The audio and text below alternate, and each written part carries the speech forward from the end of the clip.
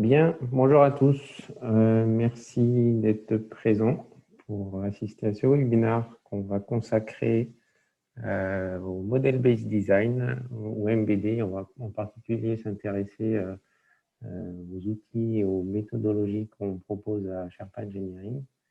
Donc, vous allez voir à travers ce webinaire en quoi le monde de la modélisation et de la simulation aide à la conception et à l'évaluation des systèmes complexes. Alors, on sera deux à animer ce webinaire. Donc, il y a mon collègue qui est présent avec moi, Lassane Italem, qui est expert dans le système thermique et énergétique. Bonjour tout le monde, bonsoir plutôt. Et moi-même, Sylvain Chavannes, qui suis plutôt expert dans la modélisation multiphysique. Donc, ce qu'on va faire là, on va essayer de parcourir ce webinaire pendant 1 heure en faisant à peu près 3/4 d'heure de présentation et puis 1/4 d'heure de séance de questions-réponses. Alors, pour poser vos questions, en fait, vous avez dans la réunion un système de chat. Donc, on vous encourage à poser vos questions directement à la scène ITLab dans le chat. Et puis, voilà, en fin de réunion, on fera une synthèse des différentes questions et on y répondra. Voilà, bah, du coup, j'attaque cette présentation. Donc, ce qu'on va voir, c'est 3 parties. Un premier topo sur ce qu'on appelle le MBSE, Model Based System Engineering. On va voir le pourquoi, quoi, comment, qu'est-ce que c'est, à quoi ça sert, comment on peut le faire. Ensuite, on s'intéressera à la conception à base de modèles à proprement parler.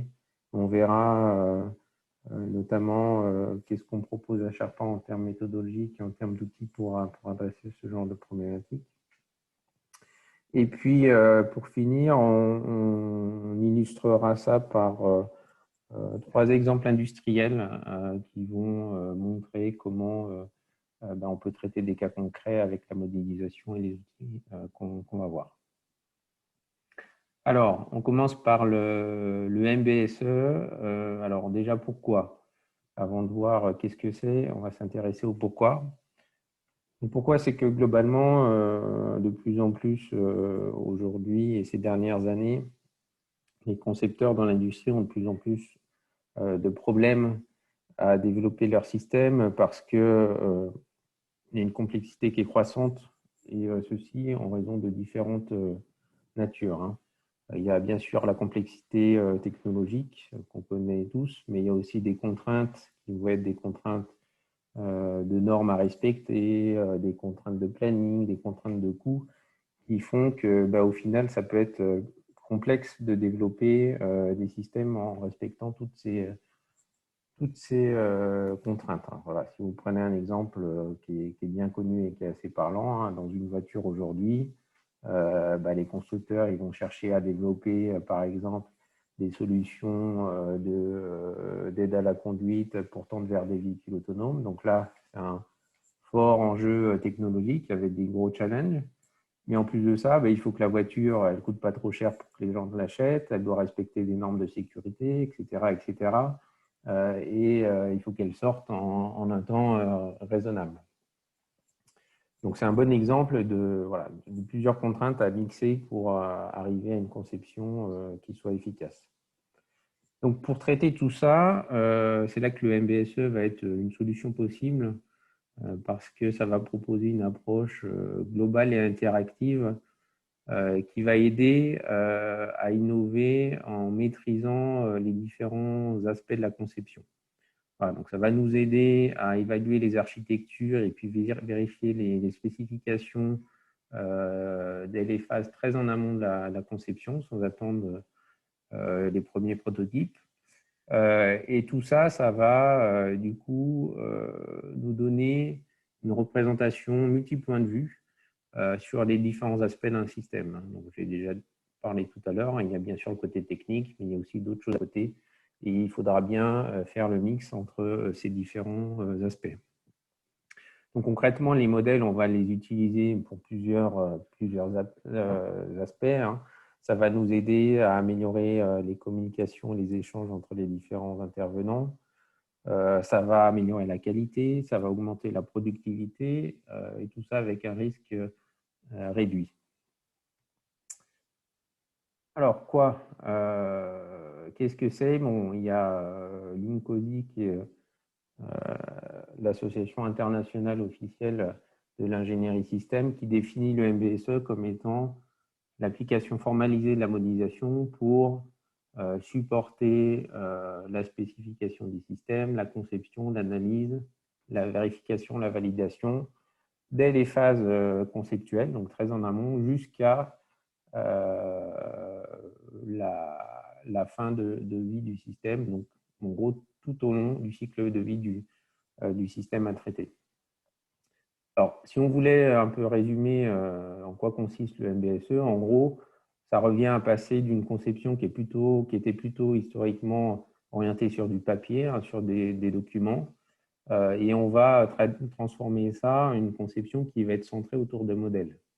C'est-à-dire que plutôt que d'écrire des lignes et des lignes de texte, on va représenter ça par des modèles. Donc, ça va être des boîtes avec des interfaces et des liens qui vont représenter un peu la structuration des choses. Et donc, cette représentation, elle va nous aider à traiter toute la complexité. Voilà. Alors, évidemment, pour aborder un peu ce métier, il va falloir mettre en place des choses un petit peu nouvelles. Donc, ça va demander déjà une certaine organisation pour faire en sorte que les différentes équipes, elles travaillent toutes avec une vue système qui va articuler un peu les échanges et la conception. On va voir apparaître également des langages de modélisation qui vont différer suivant le niveau d'abstraction auquel on s'intéresse. On va mettre en place des algorithmes pour, par exemple, piloter des systèmes complexes. Et puis tout ça, ça doit être outillé, hein, pour faire un travail qui soit efficace. Donc, on va voir par la suite quelques outils. Voilà. Alors, comment faire tout ça? L'idée, c'est quoi? C'est de construire un ou plusieurs simulateurs qui vont représenter les différentes facettes d'un système. Alors, concrètement, à quoi ça peut ressembler? Vous allez avoir au cœur du simulateur, en fait, votre système que vous souhaitez concevoir, hein, donc qui va être composé en bleu d'une partie physique et puis en vert d'une partie de pilotage. Donc, ce simulateur, on va dire central, normalement, il doit être basé sur le fait que vous avez des exigences qui vont spécifier la nature du produit à concevoir, ses finalités, etc., etc.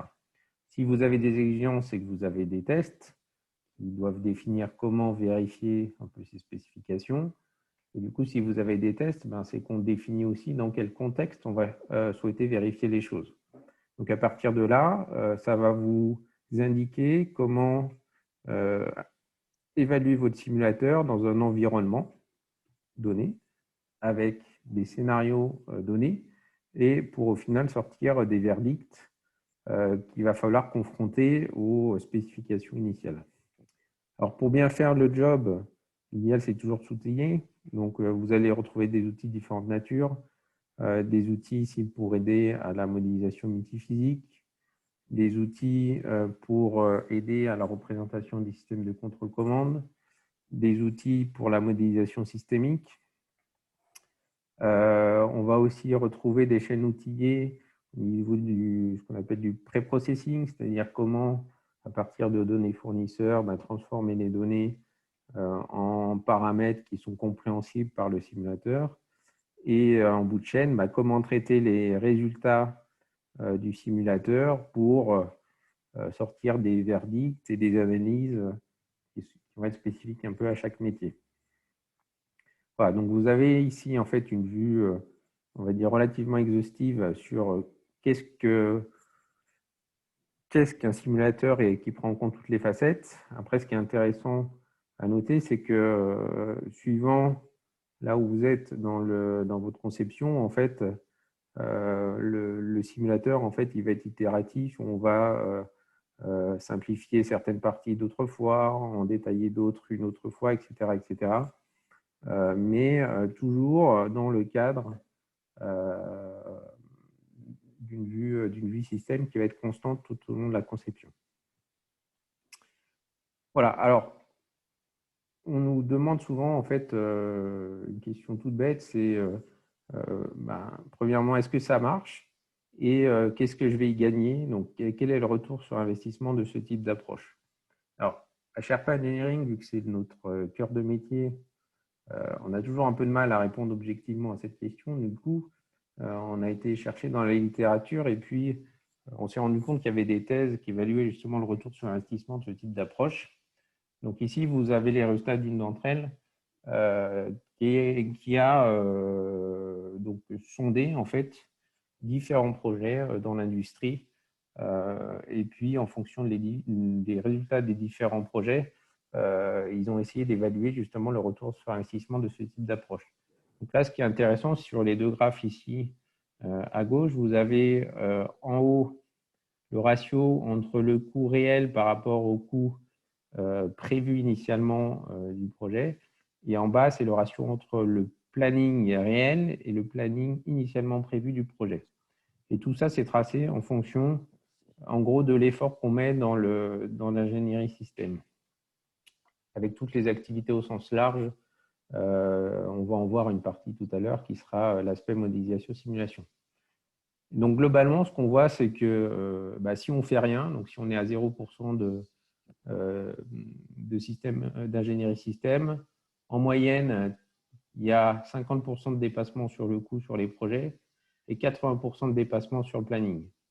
Voilà. Et puis, progressivement, plus on investit dans ce type d'approche, plus on va réduire les dépassements de coûts et réduire les dépassements de planning également, jusqu'à arriver à un optimum qui est ici évalué autour de 15% en termes de budget. Voilà. Et après, si on va à l'extrême et qu'on passe trop de temps dans l'aspect purement modélisation, on va finir par en fait dégrader les choses. Donc, il y a toujours un juste milieu à trouver entre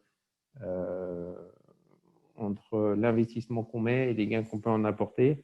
Mais ça montre clairement que dès qu'on rentre dans ce type d'approche, on est très vite gagnant. Voilà, vous avez ici sur la droite, pour information, un peu la répartition des 15% du budget total, en fait, projeté sur les différentes activités du MBSE. Voilà. Alors, on va maintenant passer justement à l'aspect méthodologique qu'on utilise à Sherpa et puis voir ensuite quelques outils. Alors, je vais commencer par donner la parole à la scène qui va vous présenter quelques slides. Oui, oui. Merci Sylvain pour cette première partie. Donc, avant d'aller plus loin dans la méthodologie de modélisation et les démarches à suivre, j'aimerais bien vous illustrer un peu via un cycle de développement, on va dire standard, la plus-value de cette démarche MBD ou MBSE par rapport à un cycle de développement classique. Donc, comment on passe d'un système d'ingénierie système, on va dire classique, à une ingénierie système à base de modèles. Donc, je vais passer. Donc, pour ceux qui ne connaissent pas, c'est toujours bien de rappeler un peu les phases du cycle de développement. C'est dit classique, toutes les phases que je vais illustrer ici. C'est toujours important de le rappeler. La première phase dans un cycle de développement, c'est ce qu'on appelle ici, c'est le système d'exigence. Avant de faire quoi que ce soit, il faut définir la mission ou les services qu'on attend de la chose à développer.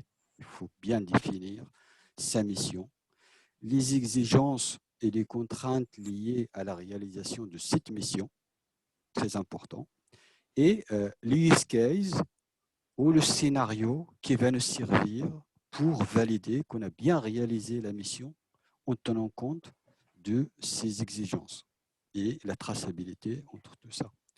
Donc, c'est la première phase à faire. Ça, voilà.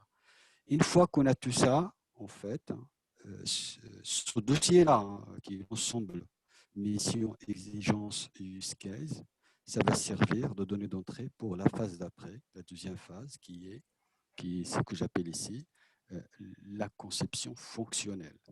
Ici, ça consiste à quoi? Ça consiste, c'est-à-dire en partant du dossier qu'on a défini auparavant, on va simplement définir les fonctions dont on a besoin pour réaliser cette mission-là. Je donne un exemple ici. Et si on ne rentre pas dans la solution, on est dans le monde fonctionnel. On n'est pas encore dans la solution organique. On définit les fonctions dont on a besoin pour réaliser la mission dont on a parlé. Exemple ici, j'ai besoin d'une source de l'énergie thermique, j'ai besoin d'une source de l'énergie mécanique, j'ai besoin d'une source d'énergie électrique. Voilà, on définit ce niveau de fonction. On ne rentre pas comment ou de la solution organique. Donc, j'ai besoin d'une source thermique pour réaliser un confort, par exemple, de ma cabine. J'ai besoin d'un confort thermique. Donc, du coup, il me faut un producteur de l'énergie thermique. Et pour réaliser cette énergie thermique, peut-être j'ai besoin d'un producteur de l'énergie électrique. Donc, j'ai défini un certain nombre de fonctions.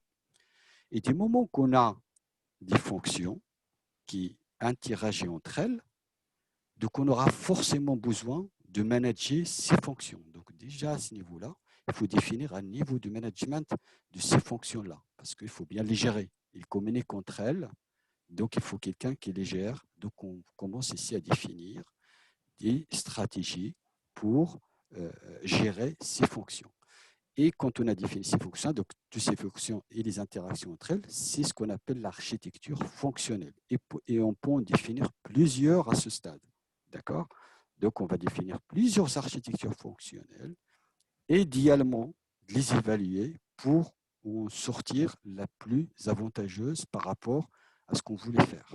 Donc, c'est la phase 2 qu'on appelle ici conception fonctionnelle. Une fois qu'on a notre architecture fonctionnelle, donc on va aller plus loin dans la conception, c'est-à-dire on va revoir comment réaliser ces fonctions-là. Par exemple, si je prends la fonction producteur thermique, producteur de l'énergie thermique, on va aller dans cette phase-là, comment réaliser ce producteur de l'énergie thermique. C'est-à-dire, le producteur de l'énergie thermique, en soi, c'est un sous-système, c'est une architecture en soi. Je prends un exemple, j'ai besoin de refroidir ma cabine pour une application véhicule. Et ben, l'architecture, ça peut être, je peux prendre un système de climatisation. Qui dit un système de climatisation, c'est un système complexe. C'est une architecture complète où on aura besoin d'un compresseur, voilà, d'un échangeur, d'un condenseur, d'un détendeur, d'un évaporateur. C'est un système en soi. Si j'ai besoin de chauffer, j'aurai peut-être besoin d'une résistance électrique pour chauffer. Ou j'aurai peut-être besoin simplement d'un brûleur pour chauffer et renvoyer de l'air chaud à la cabine. Donc, c'est la réalisation des fonctions qu'on a définies dans la phase 2. Donc, on descend bas, on réalise notre architecture multiphysique, l'architecture organique et son contrôle. D'accord? Parce que là, voilà, on va aller plus loin aussi dans le contrôle pour réaliser le contrôle qui gère l'architecture physique et même jusqu'au contrôle rapproché au niveau des organes. Donc, une fois qu'on a fait notre architecture physique, et on peut évaluer ses performances et définir dans la dernière phase les cahiers des charges vis-à-vis des fournisseurs qui vont nous fournir les différentes composants qui constituent notre architecture physique. Parce qu'on a défini dans la phase 3 le paramétrage ou le dimensionnement des organes qu'il nous faut pour réaliser la mission qu'on a définie dans la première phase. C'est-à-dire, je prends le cas, par exemple, d'un système de climatisation, il y a le compresseur. J'ai regardé dans cette phase-là quelle est la taille du compresseur, quelle est sa cylindrée, quel est son dimensionnement. Et c'est ça que j'envoie au fournisseur en bas ici comme cahier des charges pour répondre à mon besoin. Donc voilà la dernière phase. Donc maintenant, pour la prochaine étape, je vais vous illustrer quelle est la plus-value de la modélisation au niveau de chaque strate ici. Donc, la première phase qu'on a vue tout à l'heure, qui est le système d'exigence, comme a cité mon collègue tout à l'heure, pour vous donner un exemple, pour un système véhicule, ici, si on prend toutes les exigences du véhicule, on n'est pas loin d'1 million d'exigences. Vous voyez un peu la taille. Si on n'est pas rigoureux à ce niveau-là, on va vite se tromper. Et si les exigences ne sont pas compréhensibles, on n'a pas assuré un lien, donc on va se tromper dès le départ ici, et on se rendra compte à la fin et de refaire tout. Donc l'idée ici, c'est d'adopter des outils qui permettent un peu de réaliser cette cohérence, c'est-à-dire de tracer les exigences, de tracer les exigences et de les mettre sous forme de modèles sous un outil standardisé. Quand on parle ici d'un outil standardisé, ici je parle d'un outil de type CCML, c'est un standard mondial. Tout le monde comprend ce standard-là. C'est-à-dire ici, en quelque sorte, c'est ce que je dis toujours, ici, on essaye de sortir le savoir dans la tête des personnes ou des ingénieurs vers des outils qu'on capitalise, qui sont accessibles à tout le monde et compréhensibles par tout le monde. Parce que souvent ici, on a souvent des experts et quand on a besoin, on fait appel à l'expert et il nous donne des solutions. Ici, on sort ce savoir de faire, on le capitalise vers un outil, vers un modèle qui est compréhensible par tout le monde. Et ce modèle-là, si je le prends, je l'envoie à quelqu'un, mon collègue ou quelqu'un en dehors de mon entreprise, il va comprendre de quoi il s'agit sans manipuler ce que font la plupart des gens, des multitudes de documentation Word ou autres. D'accord ? Donc ici, il y a des outils de type CCML, on a des outils aussi en interne, on va en parler tout à l'heure, qui permettent de garantir cette cohérence sous forme d'un modèle, et même à ce niveau-là, on peut même le simuler à ce niveau-là. D'accord. Une fois qu'on a ce modèle-là, donc c'est ce modèle-là qui sera une spécification pour passer à la deuxième phase. Donc, et la deuxième phase, vous vous rappelez, on a des fonctions. On a défini des fonctions qui vont nous permettre de définir une architecture fonctionnelle. À ce stade, si on n'adopte pas les concepts de la modélisation et de la simulation, on ne peut pas évaluer cette architecture à ce niveau-là parce qu'on n'a pas encore la solution organique. Sinon, il faut y aller jusqu'à la conception organique, jusqu'à la réalisation du système physique, voire la voiture pour tester ce qu'on a fait. Et c'est la force de cette démarche, c'est qu'à ce niveau-là, on n'est pas encore rentré dans la solution, on peut déjà simuler et évaluer l'architecture. Pour vous donner un exemple, ici, donc, pour vous donner un exemple, donc on a les outils, ici, ça passe. Voilà, on a un exemple, par exemple, des outils, on utilise ici des modèles systémiques qu'on a développés de la première phase, plus les outils 0D, pour modéliser cette architecture-là. Par exemple, je prends ici un système véhicule, ici, un système véhicule avec un minimum de choses, ici, avec un minimum de choses, je suis capable de représenter l'ensemble du véhicule et de simuler ici un cycle du type de WLTC. Pour ceux qui ne connaissent pas, c'est un cycle de normalisé européen sur lequel on calcule, par exemple, la performance, la conso, la pollution et tout ça.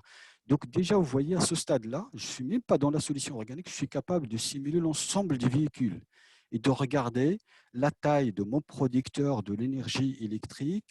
Voilà, on voit bien qu'on démarre avec un soc, un état de charge à 0,8 et on arrive à la fin du cycle vers, je ne sais pas, 0,5 ou quelque chose comme ça. Je suis capable de simuler, d'évaluer les performances de mon architecture à ce stade.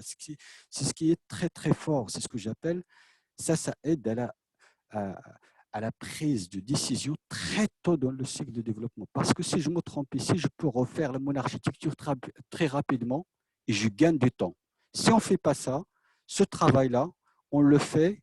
On peut toujours le faire, mais c'est à la fin du développement qu'on aura le système physique. C'est toujours trop tard, c'est très coûteux. Donc voilà. Donc une fois, donc, vous voyez ici qu'on peut simuler l'architecture, on peut même regarder la performance du contrôle qu'on a mis en place à ce niveau-là. C'est un contrôle haut niveau. On peut voir la performance de contrôle, on va voir les flux d'énergie. Là, on sollicite par exemple c'est le producteur de l'énergie électrique. En fonction de la vitesse ici, on peut voir, j'accélère un petit peu, on peut voir à quel moment je sollicite mon producteur de l'énergie mécanique via l'énergie fossile et ainsi de suite. Donc, je peux évaluer aussi mon contrôle au niveau à ce stade-là, ce qui est très fort. Donc, une fois qu'on a choisi ici notre architecture, on l'a évalué, on a évalué notre architecture en termes de stratégie, en termes de la performance des fonctions qu'on a développées, on peut passer à l'étape 3 aussi pour se servir de ce modèle fonctionnel pour développer notre modèle multiphysique. Ici, donc là, on peut rentrer dans le détail ici. Donc, on arrive à des modèles qu'on a l'habitude de faire pour la plupart d'entre vos petites. C'est-à-dire, ici, je donne un exemple ici pour la partie gestion thermique d'un véhicule électrique. Donc là, en partant du modèle fonctionnel ici, on peut réaliser un modèle multiphysique. Là, on rentre en détail pour représenter. Ici, vous avez un exemple ici où on a, ici, c'est le modèle, la partie physique, connecté à son contrôle avec un use case. Si on rentre là-dedans, on retrouve les fonctions qu'on a définies dans la première partie. C'est-à-dire chaque bloc ici, il représente la fonction. Un producteur de l'énergie thermique, il est là. Un producteur de l'énergie électrique, il vient. Et si on rentre dans un sous-système, on tombe sur la partie composant. Voilà, vous avez votre compresseur et ainsi de suite. Donc, avec cette démarche-là, on est capable de simuler l'ensemble du véhicule avec son contrôle. Et souvent aussi, on a la possibilité via une interface, de donner la possibilité au designer de dimensionner via comme vous voyez ici, via des displays ou de changer le paramétrage de son composant pour l'adapter et le dimensionner. Et aussi, vous avez la possibilité d'évaluer, de concevoir le contrôle commande de votre système et de visualiser le résultat en temps réel. Et tout ça, c'est dans un monde virtuel. Là, on a déjà un jumeau numérique du véhicule. D'accord? Donc, et tout ce qu'on fait jusqu'à présent, on n'est pas encore sur véhicule. D'accord? Et on est déjà capable d'évaluer les performances de notre système physique et son contrôle. D'accord? Donc, une fois qu'on a fait ça ici, donc voilà, on peut tester le système, par exemple, ici HVAC, on peut tester les performances du blower, une fois qu'on a ça, et tout ça en temps réel et en dynamique. C'est ça aussi qui fait la force de la modélisation. Souvent, les gens, qu'est-ce qu'ils font? Ils envoient un cahier des charges sur des points statiques. Et souvent, le nerf de la guerre, surtout aujourd'hui, on est à la chasse de tous les sources du gain en termes de coût et de performance, c'est dans les transitoires. Et là, on est capable d'envoyer un cahier des charges au fournisseur en statique et en dynamique. Je suis capable de lui envoyer un profil d'utilisation. Je lui dis, voilà mon composant que je cherche, il faut qu'elle respecte ce profil d'utilisation. Ces demandes de puissance, ces pics de puissance, il faut qu'il satisfait mon besoin en termes de transitoire. Et ça, le transitoire, voilà, si on n'adopte pas ce genre de choses, on n'est pas capable d'envoyer un cahier des charges au niveau transitoire. Souvent, c'est des points statiques qu'on envoie. D'accord? Donc, une fois qu'on a fait ça, la dernière étape, c'était, voilà, comme je disais tout à l'heure, envoyer un cahier des charges au fournisseur sur un cahier des charges au fournisseur en utilisant notre architecture physique. D'accord? Donc, si je résume un peu par rapport à notre expérience, est-ce qu'on manipule dans la vie de tous les jours, nous, à Sherpa. Donc, nous, on a développé en fait nos propres outils qui couvrent un peu toutes ces phases du cycle, de la première phase qui est le système d'exigence, la conception fonctionnelle et la troisième phase qui est la modélisation multiphysique. On a nos propres outils qu'on a construits à partir d'un retour d'expérience et aussi notre quotidien, quoi. Donc, on n'est pas éditeur de logiciels, mais on s'est basé sur notre expérience pour définir ces outils-là qui couvrent ces trois parties du phase de développement. La dernière phase, on n'est pas là-dedans, mais il y a des outils. C'est vraiment la conception du composant lui-même, quoi. C'est l'organe, c'est tous les outils du type CATIA et compagnie qui peuvent modéliser en 3D un composant pour respecter un certain encombrement, voilà, masse et ainsi de suite. Donc voilà à peu près ce que je voulais montrer en termes d'illustration de la plus-value de la modélisation pour la conception des systèmes physiques et de leur contrôle. Donc je repasse la main à mon collègue pour aller plus loin dans la démarche de modélisation parce qu'il ne suffit pas d'avoir les outils. Si on a les outils, on ne sait pas comment modéliser, voilà, on n'aura pas, on n'aura pas, on n'aura pas atteint le gain qu'on espérait. Voilà. Je repasse la main à mon collègue. Ok, merci Lassène. Alors avant de poursuivre, je vous rappelle que si vous avez des questions sur cette présentation, vous pouvez les poser via l'outil de chat à Lassène et Telem. Et on fera en fin de séance une synthèse pour essayer d'y répondre. Donc, comme vient de vous le dire Lassène, à chaque fois on a développé nos propres outils pour couvrir un peu ces différentes phases de la conception. Et au-delà de développer nos outils, on a surtout développé des méthodologies qu'on a ici classifiées en trois parties. La modélisation systémique à gauche, qu'on a embarquée dans un outil qu'on a appelé FISystem. Au milieu, c'est le design du système de contrôle commande qu'on a inclus dans un outil qu'on a appelé FIControl. Et à droite, une méthodologie de modélisation multiphysique qu'on a embarquée dans un outil qu'on a appelé FISIM. Donc, ces méthodologies, en fait, elles sont basées effectivement sur notre expérience qu'on a avec de nombreux clients depuis de nombreuses années dans de nombreux secteurs. Et ça nous permet de confronter au quotidien, en fait, ces méthodologies vis-à-vis des pratiques du monde industriel. Et on sait aujourd'hui que c'est des approches qui sont robustes et qui permettent d'être efficaces. Voilà, donc pour en dire quelques mots, donc dans la partie modélisation systémique, on va définir, on va dire comment on représente les systèmes en différentes vues, quelles sont les finalités, quelle est la décomposition d'architecture associée à ça, quelles sont les boîtes, les liens qu'il y a entre les différentes parties. Voilà, et ce à quoi on va surtout se concentrer dans le reste de la présentation, c'est plutôt dans le monde du coup de la simulation, avec du coup la partie développement de systèmes de contrôle commande, où on a introduit notamment des notions de commandes prédictives qui sont très performantes pour piloter des systèmes qui sont un peu complexes.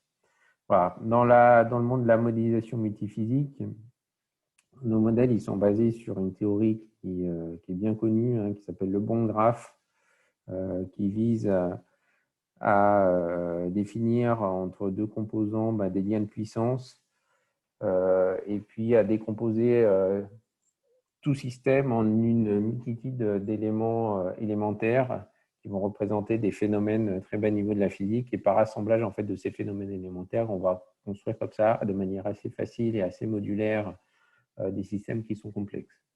Comme le bond graph est une théorie qui est assez, on va dire, conceptuelle et pas forcément simple à appréhender, ce qui a été fait à Sherpa, c'est traduire cette théorie dans un logiciel de simulation basé sur une représentation schéma bloc. Donc, c'est typiquement le cas de Simulink. Donc, on a défini toute une méthodologie sur comment représenter des éléments bond graph dans le monde Simulink.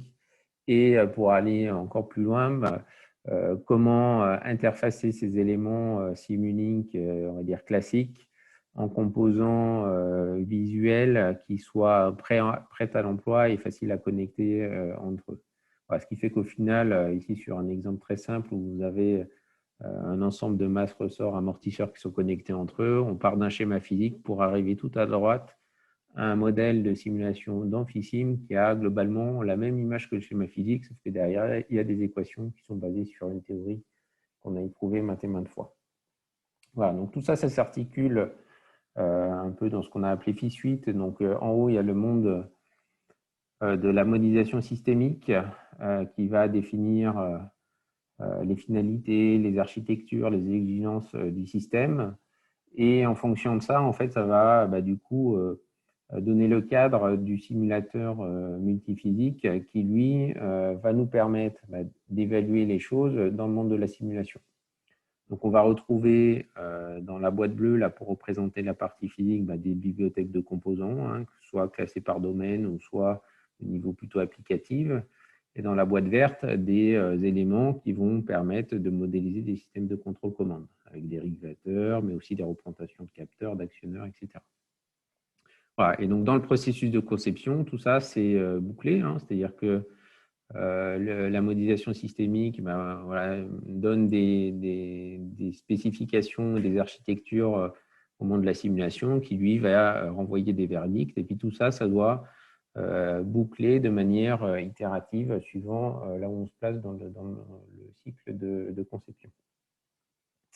Alors évidemment, tout ça, ça s'instancie à peu près sur tous les domaines industriels. Donc, vous avez ici quelques images, mais il n'y a pas vraiment de limite. À partir du moment où on a un système piloté, cette démarche-là, elle va prendre tout son sens. Alors, ce que je vais vous montrer maintenant, c'est un zoom un peu sur notre produit FISIM, donc qui est un outil qu'on a développé du coup pour faire des modèles multiphysiques. Donc, l'idée, c'est quoi? C'est que c'est un outil qui a été conçu par nous. Hein, donc, nous, on est des ingénieurs et ça a vocation à être utilisé par des ingénieurs qui sont également dans le domaine. Et on a embarqué, en fait, dans cet outil notre savoir-faire basé, voilà, en partie sur l'expérience qu'on a acquise auprès de nos clients et puis aux méthodologies qu'on a développées. Donc, c'est un outil qui peut être vu en fait comme une toolbox de MATLAB Simulink, donc qui est complètement intégré à l'environnement MATLAB Simulink et qui va permettre de fournir, vous voyez ici sur la gauche, là, une palette avec un ensemble de librairies de différents niveaux, donc des librairies par domaine physique. Voilà, on a des librairies électriques, hydrauliques, mécaniques, thermiques, etc. Et puis un peu plus bas, des librairies qui sont plutôt dédiées par application jusqu'à des simulateurs complets dont on verra un exemple par la suite. Donc, quand vous cliquez sur les petites boîtes, ça vous ouvre des pages dans lesquelles on a voilà, des sous-catégories par domaine physique avec à l'intérieur des modèles de composants qui sont documentés avec des boîtes de paramétrage, etc., etc.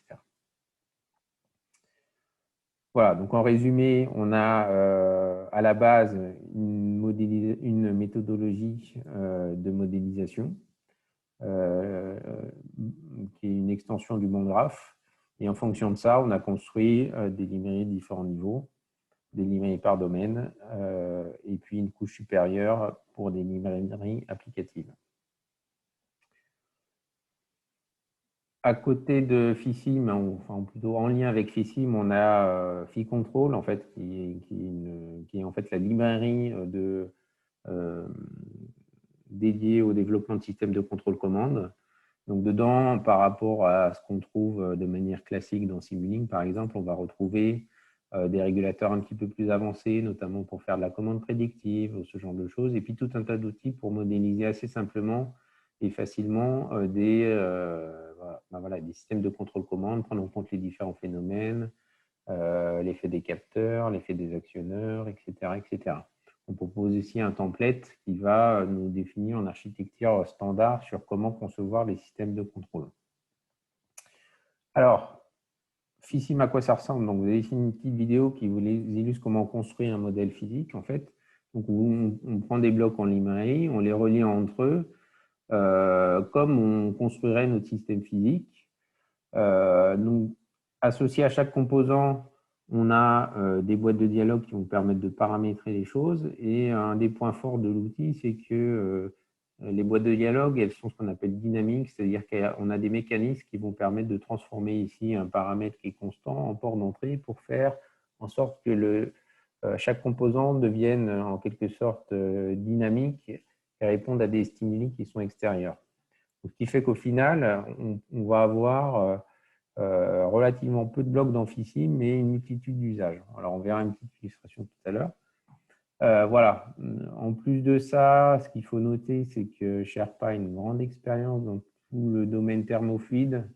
Donc, parmi les points forts, voilà, on est très régulièrement consulté sur ce type de domaine. On verra tout à l'heure également un exemple d'un simulateur complet qui représente tout le système de management thermique dans le véhicule dans lequel les librairies thermophiles sont largement utilisées.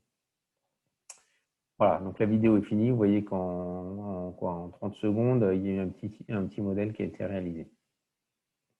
Alors, un petit zoom sur justement les boîtes de dialogue dont je disais qu'elles étaient dynamiques. Hein. Donc là, par exemple, quand on double-clique sur un bloc ici qui représente un système d'auto-tuning sur un régulateur prédictif, vous avez une boîte de dialogue qui va vous permettre de définir plusieurs choses, hein, les paramètres avec des valeurs des unités.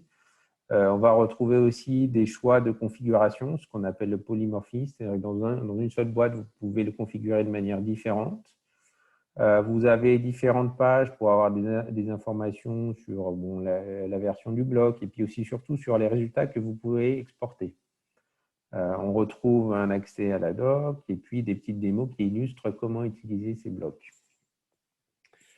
Ensuite, une fonctionnalité intéressante, c'est ce qu'on appelle les fonctionnalités à toute porte et à toute porte, où on a des mécanismes qui permettent, comme je disais, de transformer soit des paramètres statiques en ports d'entrée. Voilà, oui, à gauche, vous avez 6 ports d'entrée et à droite, vous en avez 3 de plus via le petit mécanisme. Donc, on étend en fait l'usage du composant. On a le même mécanisme pour les sorties. On peut exporter en interface de notre bloc tous les résultats qui nous intéressent pour derrière les exploiter dans le monde Simulink de manière classique. Voilà, pour finir ce webinaire, on va avoir 3 petits exemples concrets, réels, hein, qu'on a réalisés pour différents clients. Ils sont tous basés du coup sur l'outil FISIM et ça vous donnera peut-être une vue un peu plus concrète sur ce qu'il est possible de faire dans le monde de la modélisation. Alors, sur la première slide, je vais laisser la scène commentée. Donc, c'est un simulateur prêt à l'emploi d'un système de management thermique d'un véhicule. Ouais, c'est ça. C'est un peu le même exemple que j'ai montré tout à l'heure pour illustrer un peu. Vous avez vu tout à l'heure un simulateur qui tourne de la gestion thermique véhicule. C'est un peu la même chose. Le premier, en fait, c'est le besoin d'un simulateur. C'est pour le besoin d'un simulateur pour dimensionner les composants et pour la conception du contrôle-commande. C'est un simulateur standard qu'on fournit. Et le deuxième exemple que vous voyez ici qui tourne, c'est un simulateur, en fait, ce qu'on appelle une plateforme benchmark, qui a été réalisée en partant des données d'essai. C'est une plateforme benchmark de la Tesla 3 et de la Jaguar I-Pace. En quoi ça consiste? C'est-à-dire, on est parti des données d'essai, de l'instrumentation du véhicule, pour construire le simulateur de la gestion thermique de la Tesla 3. D'accord? C'est un jumeau numérique de la Tesla 3 de point de vue thermique. Hein. Donc, le besoin qui était derrière ça, le besoin des clients, c'était de disposer d'un simulateur qui lui permet de simuler le comportement thermique de la Tesla 3 pour pouvoir le comparer avec son propre véhicule. C'est quoi l'intérêt ici? Si le client veut faire ça lui-même, pour vous donner un ordre de grandeur d'idée, il va falloir acheter déjà la Tesla 3, l'instrumenter, la passer en soufflerie pour pour faire tous les use cases, exemple, le climat -18, le climat à 45 degrés. Donc, et pour faire tout ça, pour vous dire un autre plus, c'est des choses qui coûtent hyper cher, hein. C'est de l'ordre de 200 à 300 000 euros, hein, si on veut faire ça. Une plateforme de ce type, on divise le prix par 10, hein. Et il a en face de lui un jumeau numérique avec une précision très, très, très, très précise. On est là, on parle de la précision à 0,5 degré, hein, ou 1 degré. Donc, c'est ça le besoin en premier. Et il peut utiliser, son deuxième besoin, c'était de tester son propre contrôle euh, euh, en utilisant l'environnement de la Tesla 3. C'est-à-dire, lui, il développe un contrôle, il va le connecter à son modèle physique de la Tesla 3 et étudier les performances de son propre contrôle par rapport à celui qui est embarqué dans la Tesla 3. Vous voyez, il y a double objectif, hein. Déjà d'analyser les performances du système complet et aussi un zoom sur la batterie, c'est ce que vous avez vu tout à l'heure. Il y a un zoom sur la batterie, sur la thermique batterie. C'est le nerf de la guerre en ce moment sur tout ce qui est véhicule électrique, hein. Donc, c'est ce que vous voyez à droite ici. On compare ici les résultats de simulation en bas avec les résultats de mesure. On est à 0,5 degrés près. C'est ce qui est très, très, très précis. Et ce type de plateforme, il est prédictive. C'est-à-dire l'utilisateur, il peut y aller chercher des scénarios à -30 ou autres que ceux qui sont utilisés ou qui ont été testés sur banc physique, hein. Donc, c'est la force du simulateur. Ok, Donc, voilà à peu près les besoins qui étaient derrière ce genre de plateforme. merci Nassen. Allez, on finit avec les deux derniers exemples ici. Donc, vous avez l'exemple d'un client qui travaille dans le monde du nucléaire, qui souhaite développer un système de contrôle commande associé. Donc, vous doutez bien que dans ce genre de cas, il vaut mieux pas tester les choses directement sur une vraie centrale nucléaire pour des raisons de sécurité. Donc, ce qu'on a réalisé dans ce cas présent, c'est le modèle d'une ligne vapeur d'une centrale. Et puis, du coup, c'est un modèle multiphysique, hein, là, dont on voit la conception, hein. Depuis la vue très haut niveau, on retrouve la séparation entre la partie physique, partie contrôle, jusqu'à la décomposition en sous-système, jusqu'aux composants très bas niveau. Donc, ce simulateur-là, il a été utilisé sur ce qu'on appelle des bancs HIL. Donc, on va en fait générer le code du simulateur et l'envoyer sur une sim temps réel. Et en gros, c'est comme si on émulait le système réel, mais dans un boîtier de calcul qui va pouvoir être connecté à une vraie carte électronique pour développer un vrai système de contrôle commande. Voilà, un dernier petit exemple, c'est un exemple sur un banc d'essai sur un actionneur hydromécanique. Il se trouve qu'il y avait des comportements qui étaient un petit peu spécifiques et difficiles à contrôler. Donc, plutôt que de passer beaucoup de temps à essayer de développer des algorithmes directement sur des bancs d'essai, ce qu'on avait proposé, c'était de réaliser une approche modèle, c'est-à-dire on réalise un simulateur de la partie physique du banc d'essai, et puis on développe dans le monde de la simulation des algorithmes de commande spécifiques pour traiter le besoin en question. Donc, ça nous avait permis, en l'occurrence, de développer des algorithmes qui étaient assez innovants et qui étaient clairement très difficilement réalisables si on n'était passé uniquement sur le banc, parce qu'il a fallu mettre en place des stratégies assez complexes. Voilà, vous avez un type d'information là, un peu un état des lieux entre avant et après sur le suivi de la consigne. Donc, au début, la courbe rouge était assez éloignée du trapèze à suivre, et à la fin, la courbe rouge est quasiment collée avec la consigne en bleu. Voilà, donc là, on peut utiliser des techniques qu'on appelle de prototypage rapide, c'est-à-dire que le bout de logiciel contrôle-commande qu'on a développé, on va générer le code pour directement le tester sur le banc qui pilote le système physique. Voilà, on est arrivé au bout de ce webinaire. Alors, du coup, on va voir s'il y a eu des questions. Alors, c'est la scène qui va nous faire Oui. la synthèse. Oui, il y a quelques questions, mais n'hésitez pas à poser des questions hein, au fur et à mesure. Donc, j'ai déjà quelques questions, Sylvain. Hein. Une, alors je vais la lire. Hein. En fait, bah, ça concerne justement le modèle de la Tesla 3. Comment on a fait pour réaliser le contrôle de la Tesla 3 en partant des données, quoi. Donc, là, je vais essayer de répondre. Effectivement, nous, on a accès qu'aux de données ou mesures hein, sur les bancs d'essai. Donc, on travaille avec un partenaire. Nous, on exploite les données d'essai.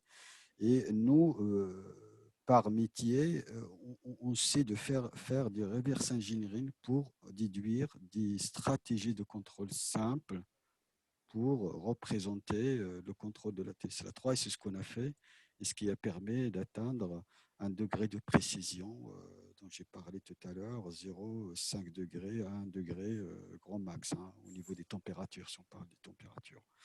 Donc voilà, c'est vraiment par expérience et par métier qu'on est capable de faire ce travail de reverse engineering pour en déduire du contrôle, quelles sont les stratégies, quelles sont derrière ces performances thermiques. Donc voilà.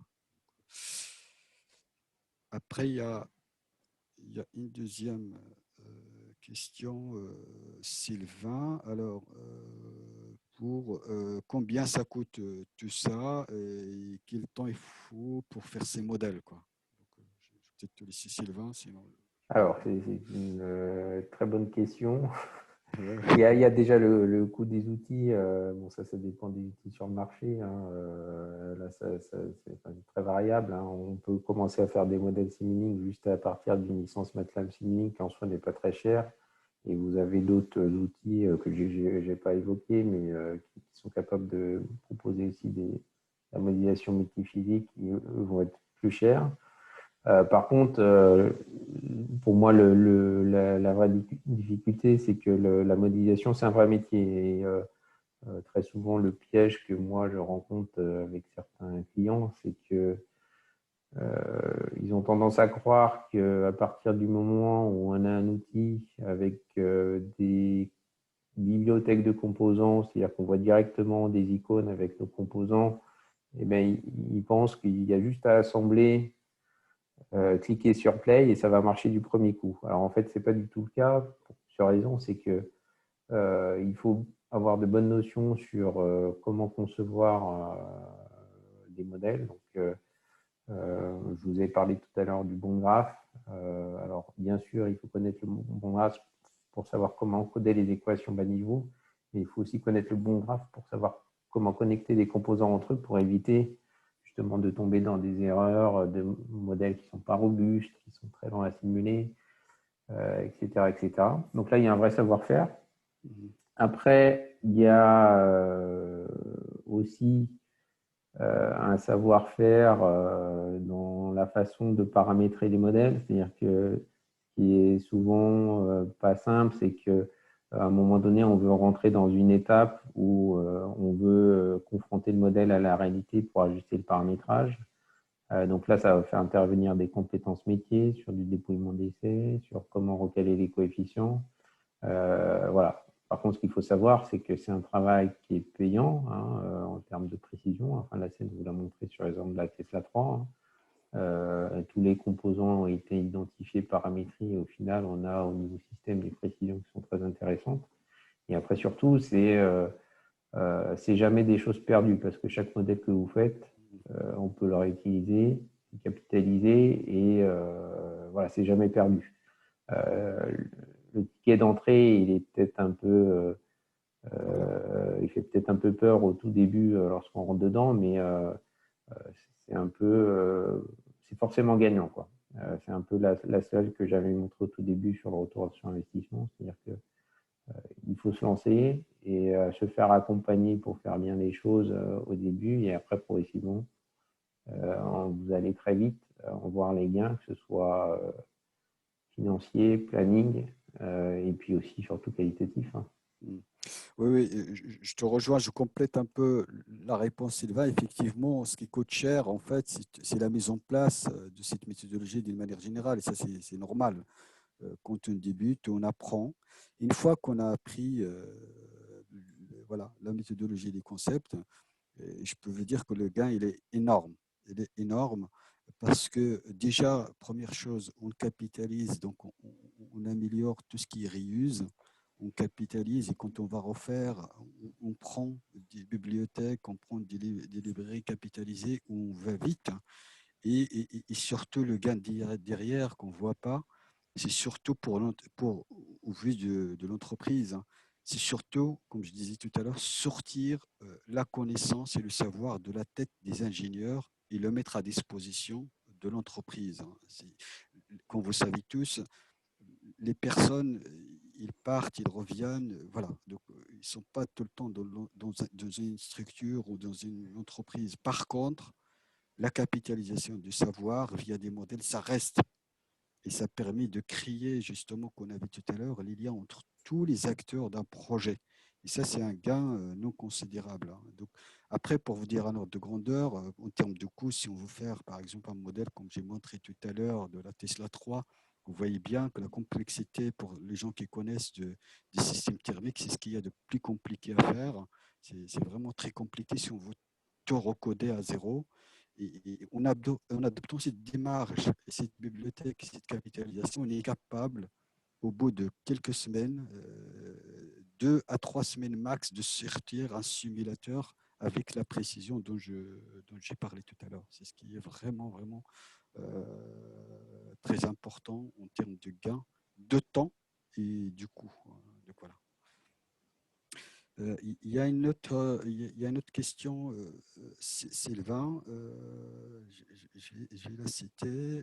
Alors, est-ce qu'il y a des liens? Vous avez parlé de 3 niveaux de modélisation. Est-ce qu'il existe des méthodes et des outils pour passer de l'un à l'autre?